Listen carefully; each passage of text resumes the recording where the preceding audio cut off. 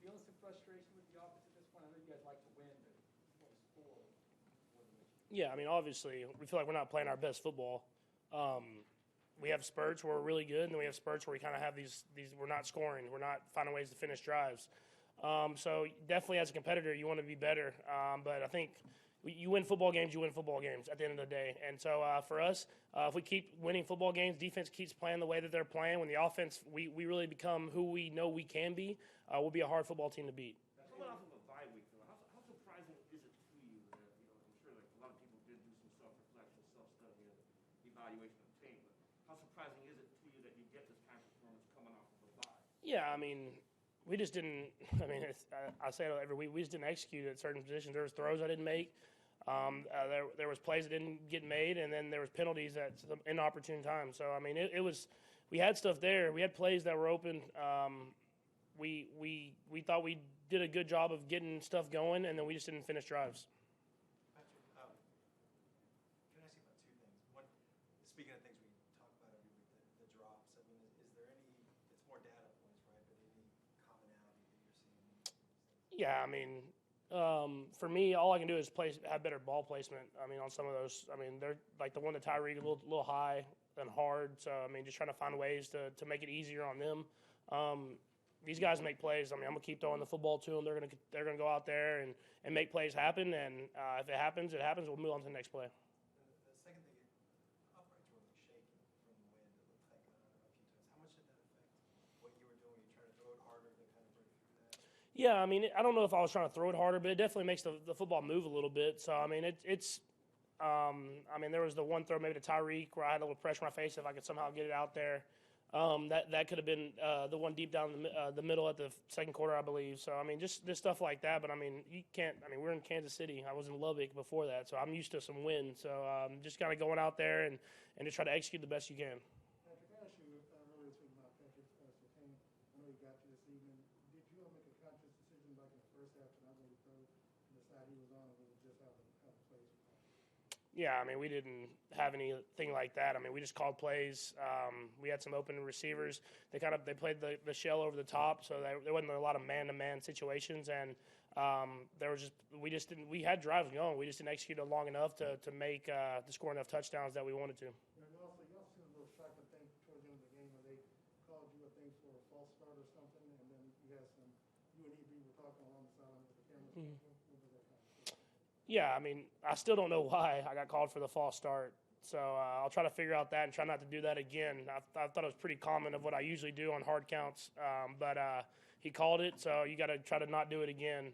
And then just, I mean, we kind of got put in a situation where we were trying to get in field goal range, get another field goal, and we didn't get there. So I mean, it was just not executing the way we wanted to. We drove it a little bit, and then kind of like the rest of the game, we didn't find a way to put points on the board. It seemed like your pocket presence was pretty sharp, especially at the beginning of the game. Are you at a point where you're feeling as strong about that as maybe you have in Yeah, for sure. I think I'm doing a great job of just getting better and better feel for the offensive line. I mean, those guys are blocking their tail off. They're doing a great job there. I thought they did a great job today. I mean, I'm just going to continue to get better and better, but still not lose the scrambling ability that you saw a little bit in the second half. So it's kind of the give and take. You want to stay in the pocket, make the throws, but whenever there's chances to make some big plays happen, try to go out and do that as well. How long did it feel like you were waiting for that opportunity to tiptoe and score the rushing touchdown? Yeah, no, I haven't had a rush touchdown I think since the week 1, so it's been a while. So it worked out where they were kind of in like a zone that matched like man in the middle there, and we had crossing routes going. And yeah, I believe it was D-Rob had a good block on the guy out there in the end zone, and I was able to get it across the pylon. There's been points there's been times this season where guys have come to you and encouraged you. I'm just wondering, with your receivers maybe struggling the way they are right now, what the message could be from you to them, and how much do you try to voice versus them sort of figuring it out on their own? Yeah, I mean, we know. I think they know from me and from all of us, and it's the same towards me as well. Is that they just have to be themselves. There's nothing they have to do extra. They have the talent. They have the playmaking ability. Just continue to go out there and be themselves. And I think I mean, kind of like I said, I think we'll continue to get better and better. We're still winning football games. We don't want to get lost in that. We're winning a lot of football games, and we're winning by pretty big margins. But we expect greatness from each other, and so we want to continue to get better as an offense, and the defense continue to get better, and hopefully create a great football team. Following up on Nate's question, this is last 6 seasons. This is the first time you guys have won a game where both Travis and Tyreek go for fewer than 50 yards each. How important is it that you can have guys like Clyde and Darrell that have big games like this when there's games when maybe the rest of the guys aren't? Yeah, I mean, you figure when you get to hopefully the playoffs and kind of try to run at this thing, guys are going to try to take away those two guys, and we'll do our best job of still trying to get them open, scheming them open different ways. But other guys are going to have to step up, and this week it was the running backs out of the backfield. Next week it might be other receivers, it might be different tight ends, and I think we have the guys to do it. We just got to continue to go out there and do it. Last two, Pat, you spoke about how it's kind of lost that you're winning even though some things are not going your way. It's kind of unique because the last 2 years you're kind of blowing everybody out. There's so much offensively, but this year it's kind of lagging offensively. I guess how do you try to navigate this, moving forward and trying to pick back up where you can? Yeah, I think I've learned kind of as my career's gone on that you can't get caught up in like the hype and like the show of playing. I've been in a lot of football games where we scored a lot of points and lost, and I promise you, when you win football games like this, it feels a lot better.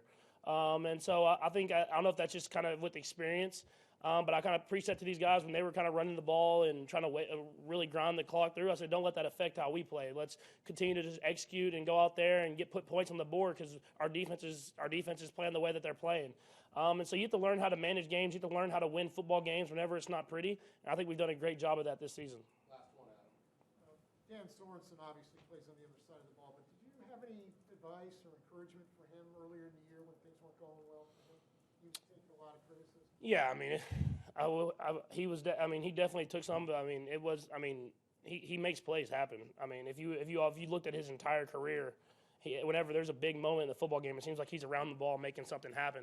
And I actually told the QB room, I was like, man, it seems like every division game he gets a pick six. And so I would like to say I called it. So whenever he comes up here, make sure you tell him that. All right.